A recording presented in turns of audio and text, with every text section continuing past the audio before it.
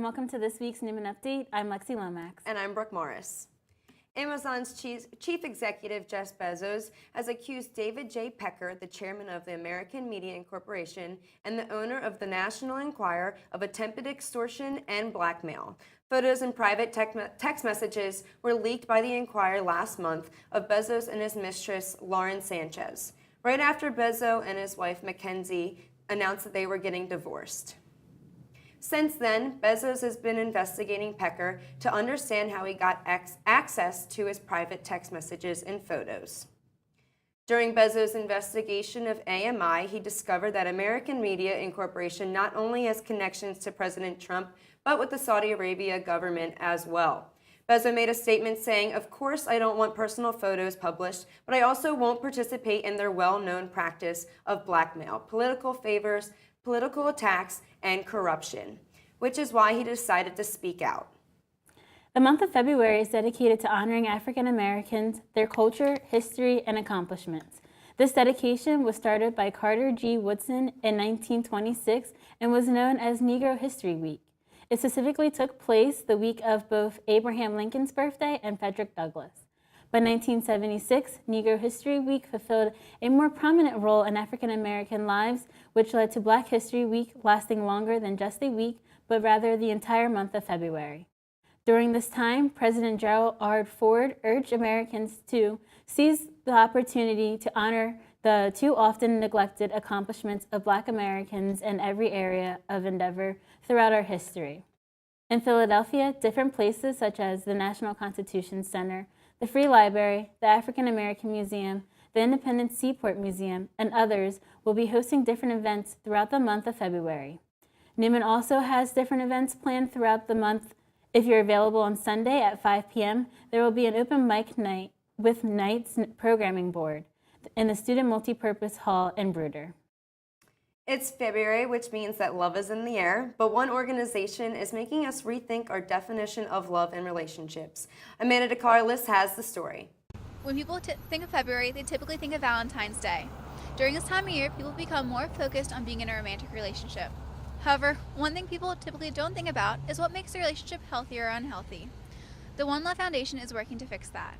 The problem is that we've all felt love. We're never taught how to love. This statement sums up the mission of One Love Foundation. The One Love Foundation was founded in honor of Yeardley Love, who was beaten to death by her ex-boyfriend her senior year of college. Yeardley was a happy, smart, caring, and loving girl with a bright future ahead of her. Following her death, her mother and sister started this foundation to raise awareness about what unhealthy and abusive relationships look like to avoid other horrible and devastating stories like Yeardley's. One Love's mission is to educate young people and communities about the differences between healthy and unhealthy relationship behaviors, empowering people to trust their gut and act when they feel that something is off. This month, Neumann has decided to join One Love's pledge to love better. This week, I met up with Mary Beth Davis to find out how Neumann is joining this campaign. Last summer, the Counseling Center decided they would have two initiatives. One was around suicide awareness and prevention, and the second was around healthy relationships. And we wanted to educate the students about what makes for a healthy relationship and what are the red flags and the warning signs of an unhealthy relationship. We really want students to recognize that they are always in a relationship, and that's in a relationship with themselves, and that it's really important for them to take care of themselves. According to Kate Hood, CEO of One Love Foundation, it reflects the reality that while not all of us experience abuse, 100% of us will be in unhealthy relationships or do unhealthy things in our lifetimes. Why? Well, to state the obvious, relationships are complicated, and none of us are perfect. One Love's goal for this campaign is to improve our knowledge about healthy relationships and enhance our ability to bring healthy behaviors to our relationships with the people we love. Throughout the month of February, Neumann University will be joining the campaign and focusing on love. Our Health and Wellness Center wants to spread the word about healthy relationships. Sometimes people need to be reminded to love yourself and love others. Throughout the month of February, there will be multiple events going on around campus in support of One Love's mission. This weekend is not only a time to unwind, but it is also a time to enjoy your favorite artists hit the stage at the Staples Center in Los Angeles for the annual Grammy Awards show. Joining us is our own Amaris Manning with more information. That's right, the Grammys are coming our way. The 61st annual award show is fit to be a memorable one, starting with the fact that it is being hosted by 15-time Grammy winner Alicia Keys. But that is not the only reason why everyone is buzzing about the Grammys. It has been 17 years since the soundtrack has been nominated and won Album of the Year. Saturday Night Fever, The Bodyguard, and Oh Brother, Where Art Thou are classics and have been successful in winning the title for Album of the Year. But could the Black Panther soundtrack album be the next to obtain that title in 2019? Marvel fans are crossing their fingers in hopes that Black Panther will win Album of the Year, which was produced by rapper Kendrick Lamar. But Black Panther may have some tight competition with Cardi B's album Invasion of Privacy also earning a nomination, and Brandi Carlile's By the Way I Forgive You. Speaking of Cardi B, she is killing it as she, Bad Bunny, and J Balvin have been nominated for Record of the Year with their song I Like It. This is Cardi's second year of being nominated for a Grammy, but unlike last year, this year the breakout artist is up for not 2, but 7 Grammys, including Record of the Year, Album of the Year, and Best Pop Duo Group Performance for the song Girls Like You with Maroon 5. But a few other songs could also steal the win for Record of the Year, such as Childish Gambino's This Is America and Drake's God's Plan. Ariana Grande and Camila Cabello are bringing the heat, as both artists have been nominated for Best Pop Duo, for Best Pop Solo Performance, and Best Pop Vocal Album. But chances are that Ariana will not be present to accept her award if selected. Variety has confirmed that the singer will not be present at the Grammys after a dispute with the producers after she suggested in singing her latest single, 7 Rings.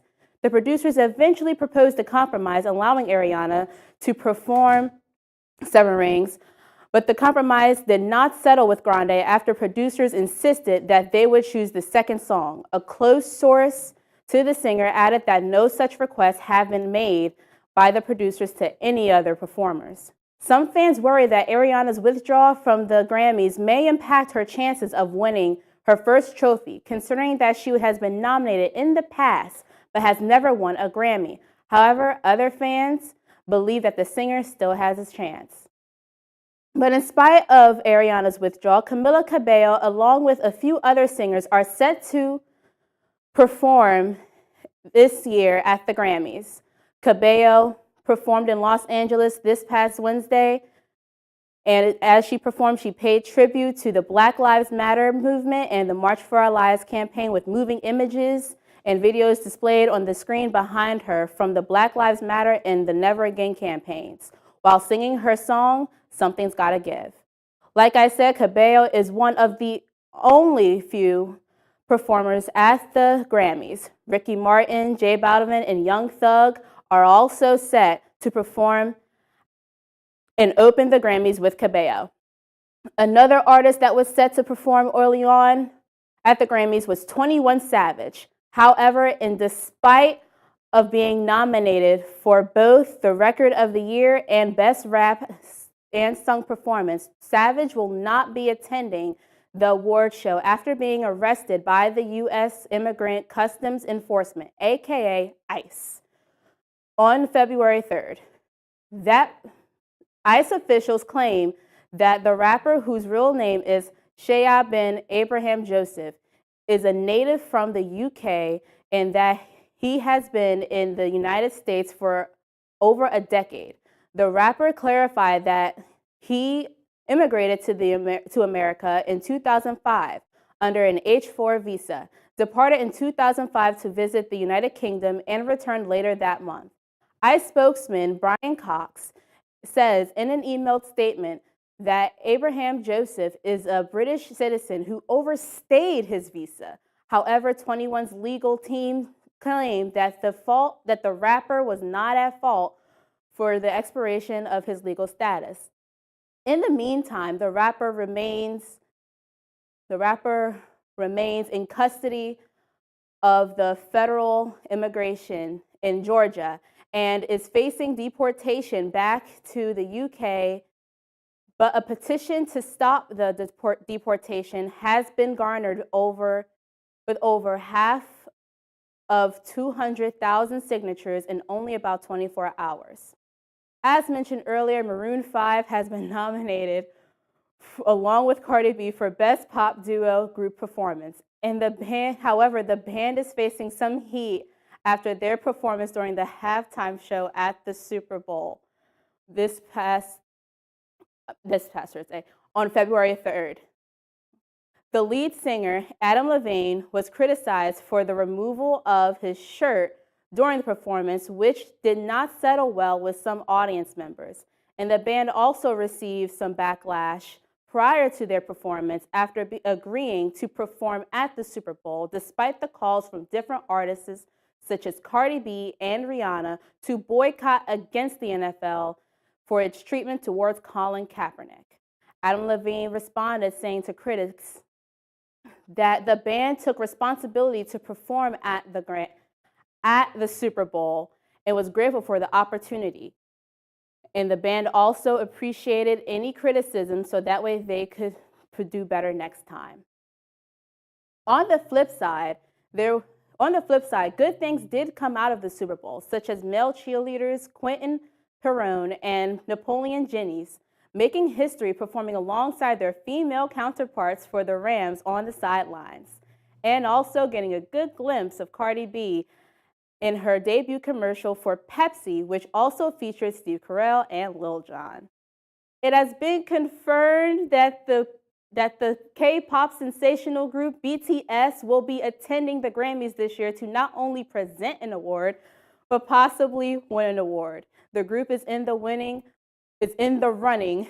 for this year for Best Recording Package, but they do have some competition coming their way against fellow nominees St. Vincent, Mitski, and the group Foxhole. Whoever said that rock music is dead has a lot coming their way. The rock band Greta Van Fleet has been nominated for not one, but 4 Grammys, including Best New Artist. Bassist Sam Kiska spoke early on with Vanity on being nominated for a Grammy. Kiska said that it felt like an honor, and it was a huge impact for a rock band being nominated this year for a Grammy. When asked if rock music was dead, Siska responded that being nominated for Best New Artist proved that statement false. Other artists that are also in the running for Best New Artist include Luke Combs, Phoebe Rexha, and Dua Lipa. The Grammys is set to air this Sunday on CBS at 8 p.m. Eastern Time and 5 p.m. Pacific Time. Back to you guys at the desk. Thanks, Amaris. Each week on What's Happening, we feature a new or up-and-coming app that you may not have heard about. This week, I'm featuring an app that takes group video chatting to the next level called Squad. First introduced in late 2018, the app is currently gaining attention on the Apple App Store, being highlighted on the new apps we love list. Personally, I have to say that after playing with the app for a few days, I've fallen in love with the app for a few reasons. One being the ease of use. The first thing I love about this free app is about how simple it is to use. As soon as my friends and I downloaded it, we were just able to start using Squad with no problem. In seconds, we were all in a group chat. The design feels incredibly familiar, so even the least technical person can navigate the app with ease. I love this app because it's the screen sharing capabilities. With up to 6 people, members of the chat can broadcast and share their screen with the participants. From scrolling through Instagram, Facebook, Snapchat, your pictures, or any other app you want, you can share everything you are doing with your friends. You can help your friends shop, work on group projects for school, or even watch videos all together through screen sharing. Fun, while there are many possibilities for collaboration, the best part about Squad is how much fun you can have. Similar to Facebook Live or Instagram Live, you can have chats with friends while in the video chat or screen sharing. After spending time on the app, my friends told me how much they wish group FaceTime would have these features and how cool it would be able to share our social media accounts with each other through screen sharing. Because of these great features, the Squad app has a user rating of 4.4 out of 5 stars, and it is also ranked number 148 in the social networking app in the App Store. This app definitely has changed the game of video chatting and screen record and sharing. I'm looking forward to the future updates for the Squad app to see what it is capable of. Now let's go over to Rhea for the weather. Last Saturday, our resident groundhog, Punxsutawney Phil, under cloudy skies, did not see his shadow and therefore predicted an early spring. Do you have your swimsuits ready yet? Beach weather is just around the corner. In fact, a local beekeeper reported that the honeybees are actually cleaning out their hives, getting ready for their active spring season ahead. And now for your 7-day forecast. Today we have a high of 54 degrees and it is becoming increasingly windy throughout the day, giving way to a cooler temperature tomorrow of 34 degrees with partly cloudy skies. Sunday will be mostly cloudy with a high of 39. For Monday, a cool 37 degrees with cloudy skies, followed by our Tuesday, which brings a wintry mix at a brisk 35 degrees, and Wednesday we climb back up a bit higher at 44 degrees. The Valentine's Day forecast for Thursday is a lovely 42 degrees with sunny skies followed by a waxing gibbous moon at night. In February, we pick up about 1 hour of daylight with our days extending. For example, this upcoming Sunday, the sun rises at 7:01 a.m. with a sunset at 5:31 p.m. Even though the excitement is mounting in getting active outdoors, don't relax your health habits just yet. 23 states are reporting a high level of flu activity, but luckily Pennsylvania is not one of them, for we are currently reporting only moderate as of now. That's all for this week's weather update. I'm Rhea Benet-Troilo. Back to you guys at the desk. Thanks, Rhea. Now let's head over to Jared Chrisman and Leonard Quill. The Neumann University men's volleyball team battled at Cairn University on Wednesday evening, but fell 3-0 in a Continental Volleyball Conference match. Roddy Roundtree tallied 10 kills for the Knights. Jules Mariano handed out 12 assists. Neumann is 0-4 to the start of their season and 0-2 in conference play. They return home tonight as the host of Randolph-Macon University at 7 p.m. Now, Jared, if I could just interject for a moment, I would like to talk about the volleyball team. Now, this is a sport that me and Jared follow very closely. We have a few friends on the team, and we see some of the same mistakes reoccurring. Now, we're lucky to have a team with so much talent, so much heart. They go out there and they play their best every single game. That's something that we can always say about the volleyball team. But they gotta fix these mistakes. We saw it last year, we saw it this year. They gotta fix these mistakes in order to get their first win of the season. And they have to build a chemistry. Right now, the chemistry is just not there, and I think if they build more of a chemistry, it'll be easier to win some games. Moving on, the Neumann University men's ice hockey team continued its second-half surge on Saturday afternoon, defeating United Collegiate Conference rival Chatham University by a score of 7-1 on senior day. Joe Mitchell led the Knights, scoring 3 goals and 3 assists on the night. Chris Caldwell added 2 goals and an assist. Barry Needler and Colin Chin each had a goal, while Mike Consentio had 30 saves in the net. Neumann is now 5-1-2 in its last 8 contests and is currently sitting in the 6th playoff spot in the USCH standings. The Knights will continue their winning ways next Friday on the road at Wilkes University. Puck drop is scheduled at 5 p.m. Moving on to basketball, the women's basketball team was edged by Marywood University 70-69 on Wednesday evening in an Atlantic East Conference matchup. Prior to the game, the Knights honored 2 of its seniors, Nafisa Saunders and Mariah Majeski. Saunders netted 31 points to lead the Knights. Majeski tallied 12 and 9 rebounds. Neumann is now 12-10 on the season and 5-5 in the Atlantic East. They will play its final non-conference game on Saturday when it travels to Valley Forge. Action is slated to get underway at 1 p.m. For men's basketball, they defeated Marywood University 84-66 Wednesday evening. Prior to the game, the Knights honored its second senior, Mark Perry. Perry finished with 10 points. Leading the Knights was Raheem Lohman, tallying 21 points in the win. Jordan Collins added 20, while Raquan Johnson netted 10. Sanusi Abdurrahmane grabbed 11 boards and 5 blocks. Neumann is now 11-12 and 2-8 in conference play and will hit the road for its final 2 games of the regular season. The Knights will travel to Cabrini next Wednesday evening in a conference action beginning at 8 p.m.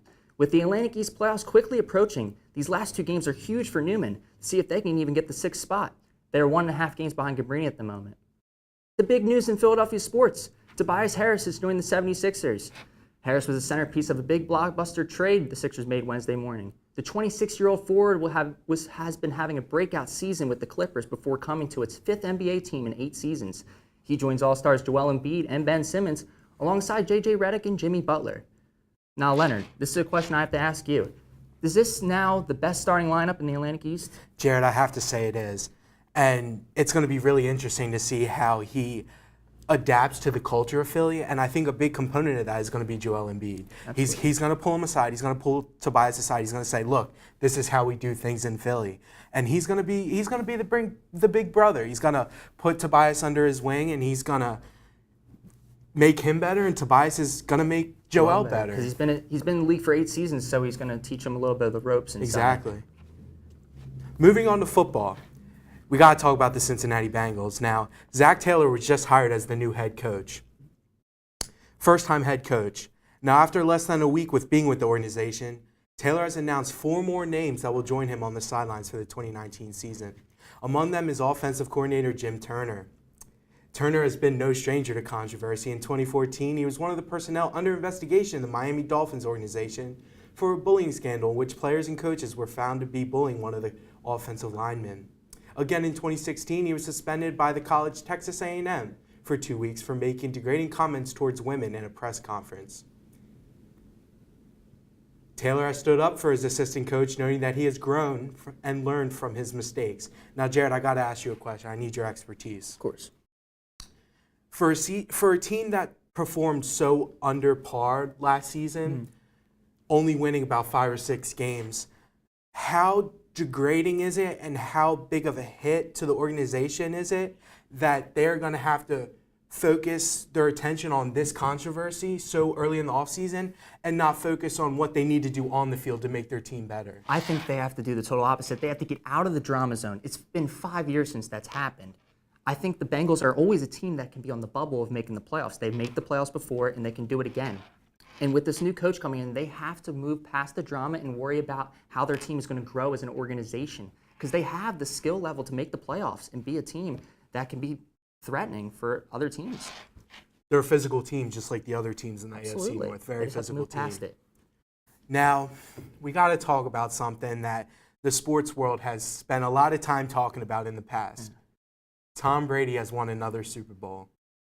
I'm not going to say I called it, but I mean, he's just the best quarterback of all time. I mean, it's something that I am grateful that I am able to see. I mean, a quarterback wins 6 rings, and this is his 10th time being there. That's insane. Is he the greatest of all time? Greatest of all time, in my opinion. I would have to agree with that. Absolutely. Now, continuing with sports for just another moment. On Saturday before the Super Bowl, we found out about the 2019 inductees for the Hall of Fame that will be enshrined in Canton, Ohio. And unlike ceremonies in the past and the players that were inducted in the past, these are players that we grew up watching. These are players we imagined we were being. We pretended to be them when we were outside playing with friends. We were playing backyard football. We were saying, "Oh, Tony Gonzalez going for the winning touchdown." We pretended to be these players. Yeah. So as people who grew up watching these players, what does that mean to the new era of football fans that we see them enshrined forever in Canton, Ohio? I think it makes a huge change for the new era of football. There's these players that are in the new era that can be in the Hall of Fame. There's new stars that break out every year, like Antonio Brown. In my opinion, he's going to be in the Hall of Fame, and that's people that we watch right now. Yeah, we didn't see Jerry Rice and like Randy Moss. We didn't see them play back in the day, but we know that they're one of the greatest wide receivers. But now that we actually get to see the players that we've watched make the Hall of Fame, it's just amazing to see. What do you think about so many of the inductees being defensive players, such as Champ Bailey, Ed Reed? And offense and defense are both the parts of football. You need a good defense and you need a good offense. So if you have a good offense and a poor defense, you're not going to win games. Defense is huge in football. There's players that, in my opinion, I think defense is harder to play than offense. It's more of a more pressuring situation when you play defense. And I think it's huge that they're adding defensive players into Hall of Fame that we've seen. All right, so finishing off with a new development that might be a surprise, but a happy surprise to Philly fans is Hunter Pence has been picked up by the Texas Rangers in a minor league deal. After being cut by the Giants not too long ago, many people thought we would never see him even in a baseball uniform again. I agree with that. Do you think we will ever see him in a big league stadium? I hope to, like, I like Hunter Pence. I do. I liked him on the Phillies. I've always liked him. He's a great guy. He's a great player. I just think he's had his time, and I think he should. He's probably gonna be in the minor leagues for a little bit. He's gonna have to develop. All right, well, that's all for us from sports. Let's send it back to the desk. Thanks, guys. That's all we have for this week's Neumann Update. I'm Lexi Lomax. And I'm Brooke Morris. Have a great weekend.